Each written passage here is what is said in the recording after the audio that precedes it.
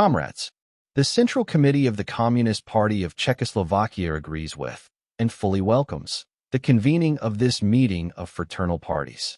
We gather here to establish common norms of action, to define a shared line on the essential questions facing the socialist countries and the entire international communist movement. This meeting, he says, has enormous significance, and therefore its convocation was necessary. At this point, Novotný shifts his attention to China, a delicate subject, one that had already begun to divide the communist world. He continues, I would now like to focus on the views that China has recently adopted regarding international questions.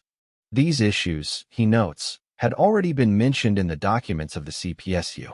But, and here the tension grows, Novotný states that the Chinese views on the character of the epoch, on peaceful coexistence, and on the transition from capitalism to socialism, cause concern and misunderstanding among other communist parties. He stresses, the Politburo of our party, after exchanging opinions, reached conclusions identical to those of the CPSU. This is meant to show unity with Moscow, and to isolate Beijing's line. Chinese comrades, he says, may believe that the CPSU materials correctly reflect not only the Soviet position, but the views of other parties as well. And in fact, Czechoslovakia and many fraternal parties have agreed with the CPSU analysis. Then comes his political thesis. The question of peaceful coexistence is not a secondary matter, but the central question of the modern epoch. This, he says, is Lenin's position, and it has decisive importance for the future of socialism and for humanity at large. But, Novotný argues with growing firmness, the Chinese position is contradictory, and contradictions within the communist movement weaken the global struggle against imperialism. He insists, between our communist parties there should be no divergences in principle.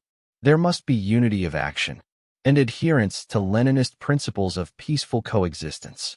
He warns that only by doing this can the socialist world prevent imperialism from launching a new war. Here, Novotný inserts his first major accusation. China's statements do not strengthen the movement, they weaken it.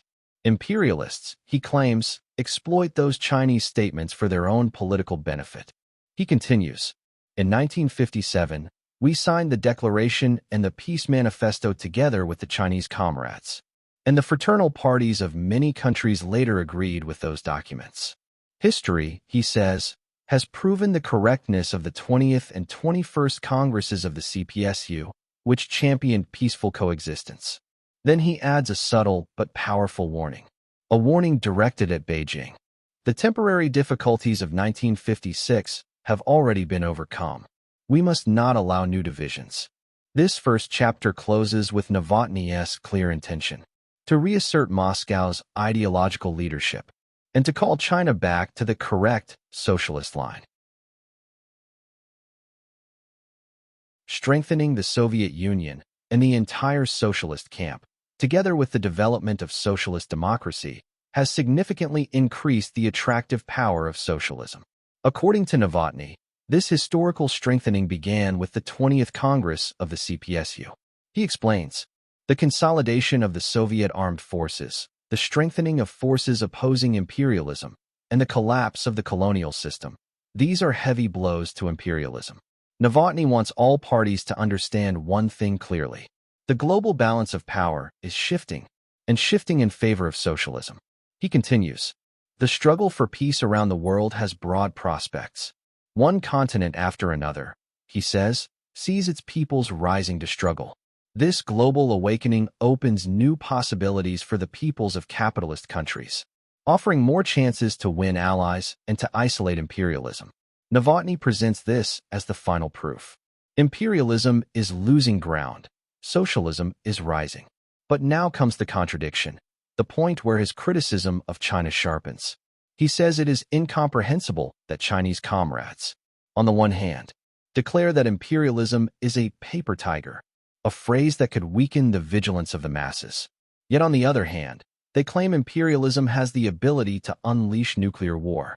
This, he argues, is inconsistent, dangerous, and ideologically confusing. Then he strikes the core message. In reality, it is the Soviet Union, which consistently carries out the policy of peaceful coexistence that presents the greatest threat to imperialism. It is the USSR, he says, that strikes the decisive blows against imperialism and exposes its plans and prevents it from starting war. This is the turning point of the chapter, the ideological line Moscow wants all parties to adopt.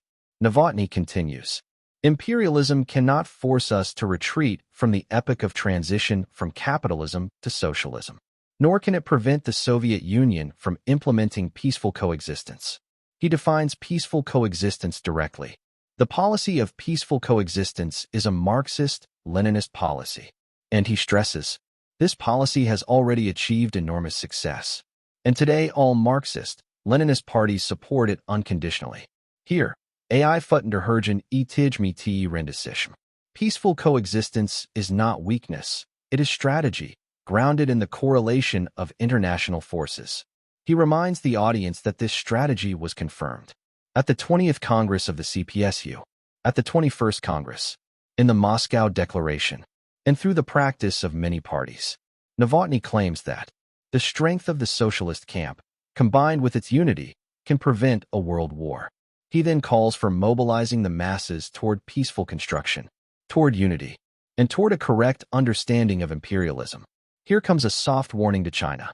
Negotiations with capitalist countries do not imply illusions about imperialism, nor do they weaken the vigilance of the people. He emphasizes that Czechoslovakia has strengthened its defenses, that it will resist any aggression, and that socialism must never remain in debt to provocation. He continues with a direct reference to rising militarism in West Germany, a common Soviet talking point, used here as an argument that unity under Moscow is essential. Novotny now shifts toward the most delicate part of the speech, the open critique of China's behavior toward other communist parties. He begins by praising the Soviet Union's diplomatic culture. Whenever the CPSU undertakes important measures, he says, it informs fraternal parties in advance, asks for their views, and listens to their opinions. This, according to him, is the true spirit of the Moscow Declaration. Then he contrasts this with China. Openly and sharply, he states, unfortunately, the actions of the Chinese comrades do not correspond to these principles. This sets the tone for the rest of the chapter. Novotny argues, 1. China's views on war and peace are extremely erroneous. Not just different, not just debatable, but extremely erroneous. He reminds the audience that, at the session of the General Council of the World Federation of Trade Unions in Beijing, as well as in other international organizations, the Chinese comrades began attacking the Soviet Union's policies. This, he says, is a violation of the principles of relations between communist parties, and Czechoslovakia resolutely opposes such acts.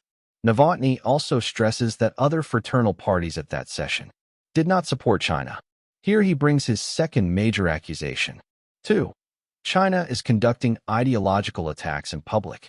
He cites articles in the journal Hongqi, Red Flag, where China criticizes peaceful coexistence, the Soviet Union, and personally Comrade Khrushchev. This, he says, creates unnecessary tension, gives imperialism propaganda material, and undermines the unity of the socialist camp. Then he makes a very revealing admission. If we informed all members of our party about these disagreements, it would cause disappointment among them. This shows the seriousness of the dispute and the fear that division could spread to the population. Next comes the call for reconciliation. 3. He urges China to reconsider its views. He says, we hope that the Chinese comrades will reconsider their views and join us in the struggle for socialism and communism, to soften the blow and avoid appearing hostile. He praises the Chinese Communist Party, its revolutionary traditions, its victories, its experience in building socialism. But the intention is clear. Respect China's past, but return to the Soviet line. Now comes the final conclusion, the political closure of the entire speech. 4. The Moscow Declaration remains the guiding document. Novotny says, whether China is correct or not, this meeting will draw its conclusions. He reaffirms, we acknowledge once again the correctness of the Moscow Declaration. All actions must be guided by it. All parties must strengthen unity. Only through unity can socialism win at the world level. Finally, he closes with a message for the future. A larger meeting of representatives of fraternal parties will soon be held.